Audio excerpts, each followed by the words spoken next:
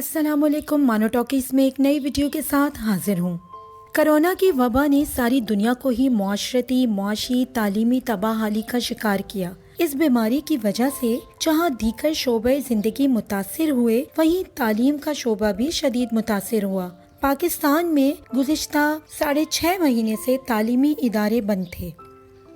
ان 6 مہینوں میں تعلیمی اداروں کے مالکان، بچوں کے والدین اور وزارت تعلیم کے درمیان بڑی چپقلش دیکھنے میں آئی۔ ابتدائی کچھ ماہ میں جب کرونا اپنے عروج پر تھا، والدین اور تعلیمی اداروں کے مالکان نے حکومت کے ساتھ یا وزارت تعلیم کے ساتھ تعاون کیا، لیکن جب کرونا کے وار کم ہونے شروع ہوئے تو والدین اور تعلیمی اداروں کے مالکان نے وزارت تعلیم پر دباؤ ڈالنا شروع کیا کہ اب تعلیمی ادارے کھل جانے چاہیے، کیونکہ بچوں کی تعلیم کا بہت زیادہ حرج ہو رہا ہے۔ کرونا کے باعث بہت سے تعلیمی اداروں خصوصاً اسکولز نے اپنے اساتذہ کو ملازمت سے فارغ کر دیا تھا، اور ان میں بڑے اور چھوٹے اسکولز دونوں ہی شامل تھے۔ بڑے اسکولز یعنی زیادہ فیسز لینے والے مشہور اسکولز، اور چھوٹے اسکولز جو گلی محلے کے ہوتے ہیں جو کم فیسز لیتے ہیں۔ اور اس کی وجہ ایک بڑی تعداد میں بچوں کے والدین کا فیس نہ دینا تھا۔ ظاہر ہے کہ جب فیسز نہیں آئیں گی تو اساتذہ یا لوئر اسٹاف کو تنخواہ کیسے دی جائے گی؟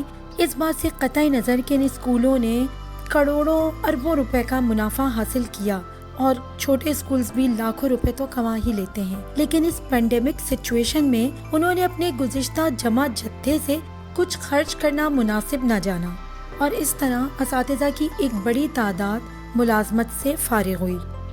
ادھر بچوں کے والدین کا مطالبہ تھا کہ نو اسکول نو فیس، اسکول کھولیں تو فیس لے لیں۔ میں یہ نہیں کہتی کہ سبھی والدین کا رویہ ایسا ہی تھا، مگر 60% والدین نے فیس ادا نہیں کی۔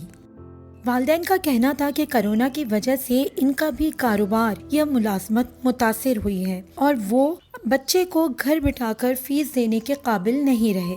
دوسری طرف اساتذہ پریشان تھے، کیونکہ نہ صرف ان کو یہ احساس تھا کہ وہ بچے جو پہلے ہی تعلیم کی طرف ذرا توجہ کم ہی دیتے ہیں، اب ان چھٹیوں میں بالکل ہی کورے کاغذ کی طرح اسکول آئیں گے، اور ان پر دوبارہ از سر نو محنت کرنی پڑے گی۔ پھر کس طرح کم وقت میں ایک لیندی سلیبس مکمل کیا جائے گا؟ دوسری طرف ملازمتوں سے چھٹی بھی اساتذہ کے سر پر تلوار کی طرح لٹک رہی تھی۔ ان سب کا ایک حل نکالا گیا کہ آن لائن کلاسز لی جائیں۔ کچھ نہ ہونے سے کچھ ہونا بہتر ہے۔ کم از کم والدین کو یہ اطمینان ہو کہ بچہ پڑھ رہا ہے یا کچھ نہ کچھ تو پڑھ ہی رہا ہے، اور وہ اس کے لیے فیس ادا کرنے پر راضی ہو جائیں۔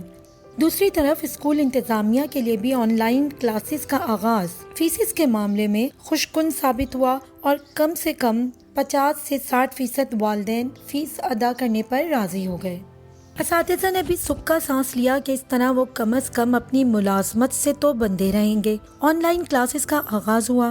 یہاں یہ صورتحال تھی کہ چھوٹے بچے چونکہ ماں باپ کے کنٹرول میں زیادہ ہوتے ہیں، ڈانٹ ڈپٹ کر کے بچوں کو والدین موبائل کے سامنے یا لیپ ٹاپ کے سامنے بٹھا ہی دیتے تھے۔ انہوں نے باقاعدہ کلاسز بھی لیں، گو کہ اس دوران والدین کو یہ شکایت رہی کہ ان پر بچے کی تعلیم کا بوجھ یا اس کے سکھانے کا عمل زیادہ بڑھ گیا ہے۔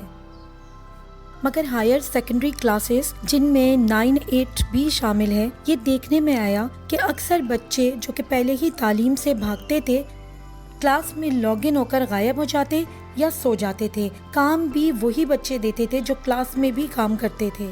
لیکن جوں توں یہ معاملہ آگے بڑھ رہا تھا، اگست میں جب مارکیٹس باقاعدہ کھول دی گئیں، ریسٹورنٹس اور پارکس کھلے، تو اسکول ایسوسی ایشن اور والدین نے بھی حکومت پر دباؤ ڈالا کہ اب اسکول بھی کھولے جائیں۔ اکثر بچوں کے والدین اور اسکول انتظامیہ کا یہ سوال رہا، یا اسکول ایسوسی ایشن کا یہ سوال رہا کہ کیا صرف اسکول کھل جانے کی وجہ سے کرونا ہوگا؟ باقی تو سب شروع ہو گیا ہے، لوگ بازار بھی جا رہے ہیں، ایک دوسرے کے گھروں میں وزٹ بھی کر رہے ہیں، خاندان میں بھی چھوٹی موٹی تقریبات یا گیدرنگز شروع ہو گئی ہیں، پارکس کھل گئے ہیں، پھر اسکول کیوں بند ہوں؟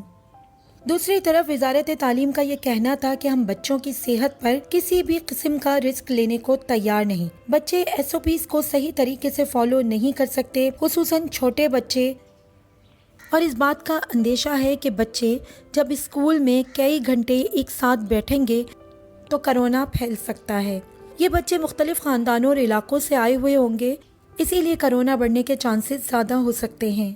بہرحال وزارت تعلیم نے بڑی سوجھ بوجھ کے بعد اس وقت جب کرونا تقریباً پاکستان سے رخصت ہو رہا تھا، پازیٹیو کیسز کم ہو گئے تھے، تعلیمی اداروں کو مرحلہ وار کھولنے کی اجازت دی، لیکن ساتھ ہی سخت قسم کی SOPs بھی جاری کر دیں، جس پر عمل کرنا ہر تعلیمی ادارے کی انتظامیہ کے لیے لازم تھا۔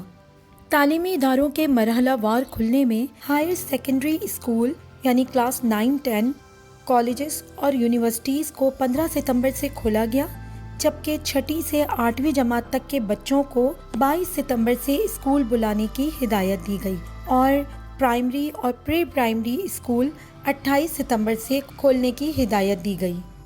ساتھ ہی سخت انسٹرکشنز بھی جاری کر دی گئیں کہ بچوں کی کم تعداد ہی اسکول آئے گی، وہ بھی آلٹرنیٹ ڈیز میں۔ سیٹرڈے کھول دیا گیا اور یہ واضح طور پر وزارت تعلیم نے اسکول انتظامیہ کو بتا دیا کہ اگر SOPs کو فالو نہیں کیا جائے گا تو اسکول کو سیل کیا جا سکتا ہے، یا جن علاقوں میں یا جس اسکول میں کرونا کے کیسز سامنے آئے وہ اسکول بند کر دیا جائے گا۔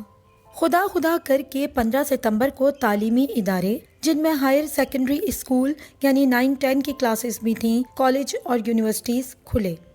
15 سے 20 ستمبر تک کے عرصے میں وزارت تعلیم کے مختلف نمائندوں نے مختلف اسکولوں کا دورہ کیا۔ کئی اسکول SOPs کی خلاف ورزی کے باعث بند ہوئے، لیکن کچھ اسکولز میں اسٹاف میں کرونا پازیٹیو نکل آیا۔ پشاور، پنجاب کے کچھ تعلیمی ادارے بھی بند کیے گئے۔ بلوچستان میں بھی کرونا پازیٹیو کے کیسز سامنے آئے۔ کراچی میں بھی کچھ یونیورسٹیز اور اسکولز میں یہ صورتحال دیکھنے کو ملی اور پچھلے 2 دنوں میں کرونا کے مریضوں کی تعداد میں ایک دم اضافہ ہوا ہے، یعنی وہی ہوا یا ہو رہا ہے جس کا ڈر تھا یا جس کے بارے میں حکومت کو اندیشہ تھا۔ صوبہ سندھ کے وزیر تعلیم سعید غنی نے اس پر فوری ایکشن لیا اور 6 سے لے کر 8ویں جماعت کے بچے جو کہ 22 ستمبر سے اسکول آنے والے تھے انہیں 28 تاریخ تک روک دیا گیا تاکہ مزید واضح صورتحال سامنے آئے اور پھر کوئی فیصلہ لیا جا سکے۔ اب جو بچے ہائر سیکنڈری اسکول سے تعلق رکھتے تھے، دیکھنے میں آیا ہے کہ وہ بھی زیادہ SOPs کو فالو نہیں کر پا رہے۔ ایک وجہ تو یہ ہے کہ شدید گرمی میں گھنٹوں ماسک لگانا ایک بہت ہی مشکل عمل ہے۔ اس سے گھٹن کا احساس اتنا بڑھ جاتا ہے کہ بچے ریلیکس ہو کر نہیں پڑھ پاتے۔ دوسری طرف بچے مقرر کردہ سوشل ڈسٹینس بھی نہیں رکھ پا رہے اور بار بار ایک دوسرے کے ساتھ بیٹھنے کو ترجیح دے رہے ہیں۔ کبھی کتابیں شیئر کرنے لگتے ہیں اور کبھی اسٹیشنری۔ ٹیچرز کی بار بار ہدایات کے باوجود وہ مکمل احتیاط نہیں کر پا رہے جو کرونا سے بچنے کے لیے ضروری ہے۔ اب سوال یہ ہے کہ اگر 15 سے 18 سال کا بچہ احتیاطی تدابیر مکمل طور پر ادا نہیں کر پا رہا تو چھوٹے بچوں سے اتنی احتیاط کرنے کا سوچنا ہی فضول ہے۔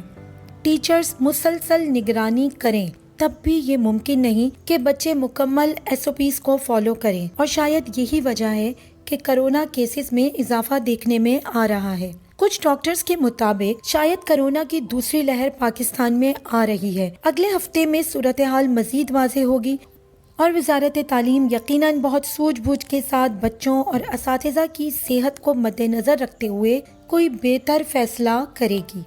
حکومت پاکستان کی بہتر حکمت عملی نے پاکستان کو کرونا سے ہونے والے ایک بڑے جانی اور مالی نقصان سے بچایا ہے، اور اس کی مثال ہم پڑوسی ملک بھارت سے دے سکتے ہیں، جہاں کرونا نے اپنے وحشی پنجے ابھی تک گاڑ رکھے ہیں اور روزانہ لگ بھگ 1 لاکھ کے قریب افراد ان کے ہاں کرونا پازیٹیو آ رہے ہیں۔